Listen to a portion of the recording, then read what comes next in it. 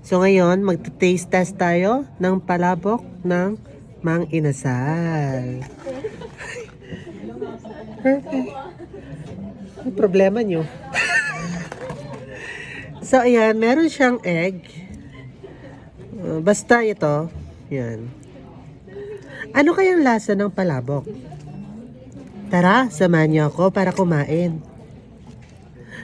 A. Masarap nga ba? B. Totoo nga bang sinasabi nilang sobrang sarap? Or C. Parang katulad lang ng jowa mong sobrang sarap? Or letter D. Niloloko ka lang din katulad ng jowa mo? Huy! Tara, samahan niyo ako, tikman na natin.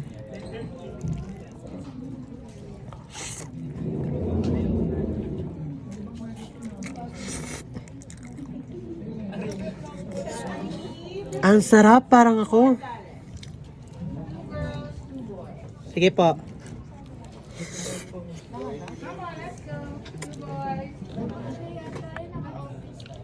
Ayaw na?